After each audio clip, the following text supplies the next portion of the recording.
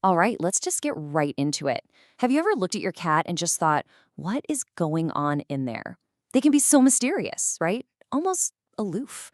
Well, in this explainer, we're going to peel back the layers and really dig into the secret language of cats and figure out the absolute key to earning their trust. We've all heard this one before, haven't we?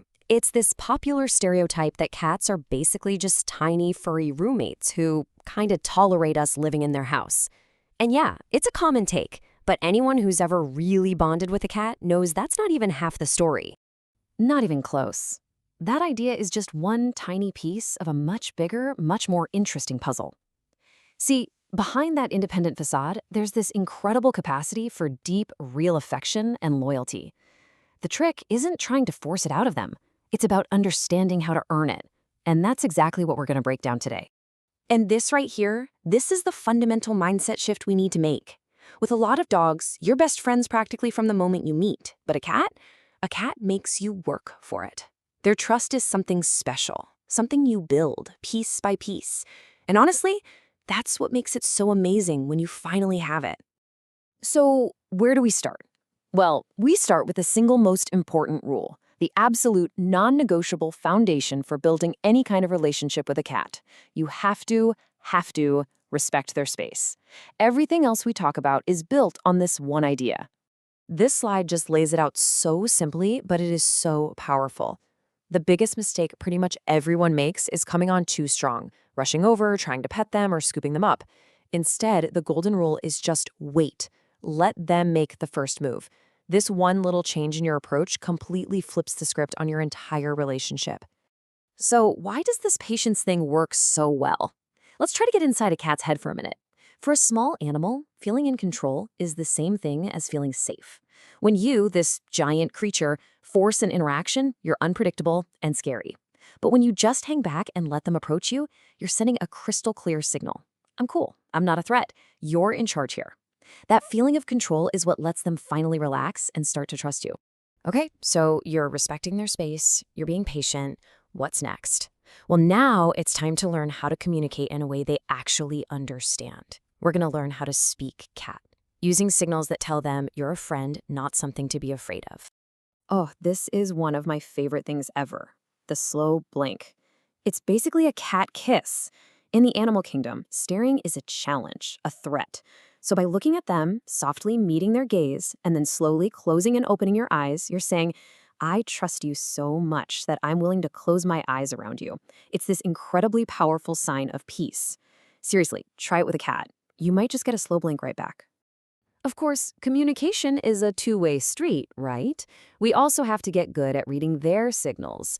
Let's look at a few key tells on this chart. That flicking tail, it's not like a dog's happy wag. It usually means, okay, I'm getting a little annoyed now, you can stop. Ears pinned back, that's fear. But that soft purr, when they lean into your hand, that's the jackpot. That is pure, trusting happiness. And this just shows you how to put all that together perfectly. When you do go in for a pet, don't just lunge. Go slow. Hold out your hand and let them sniff it. That's their version of a handshake. Start with the safe zones, like their cheeks or under their chin. And the most important part, watch how they react. If they lean in for more, awesome. If they pull back or that tail starts twitching, you stop. Respecting their no is just as crucial as enjoying their yes. You know, earning a cat's trust is about more than just how you pet them.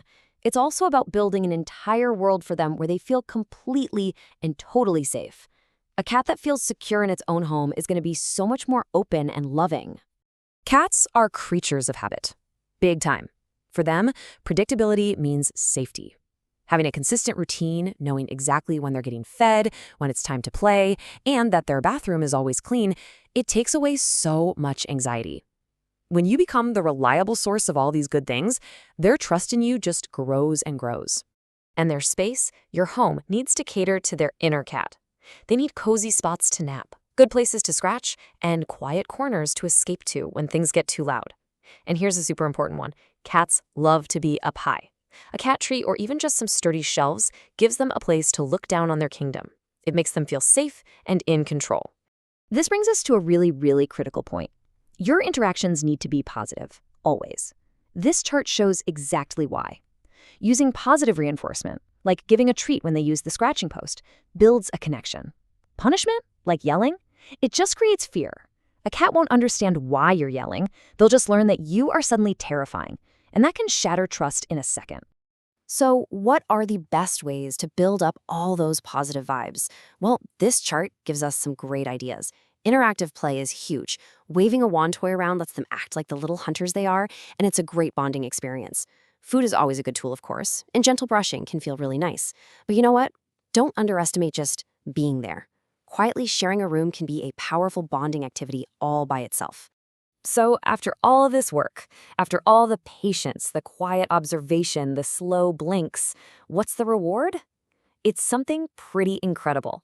A real, unbreakable bond that's built on a foundation of genuine, hard-earned trust. But, and this is important, we have to be realistic. This doesn't happen in a day. For some cats, you'll see progress in a few weeks. For others, especially if they have a rough history, it could take months. The key isn't speed, it's consistency. Every single time you're patient and positive, you're laying another brick in that foundation of trust. And how will you know it's finally working? Oh, you'll know. You'll start to see all these amazing little things. They'll become your little shadow, following you around the house. They'll choose to nap on the couch near you instead of hiding. They might even start meowing to get your attention. And of course, you'll start getting those precious slow blinks. That's how you know you've been officially accepted. And in the end, it all comes down to this. You can't force a cat to love you. You just can't. But by understanding who they are, respecting their boundaries, and speaking their language, you can create the perfect world where they feel safe enough to make that choice all on their own. And when they do, there is honestly nothing else like it.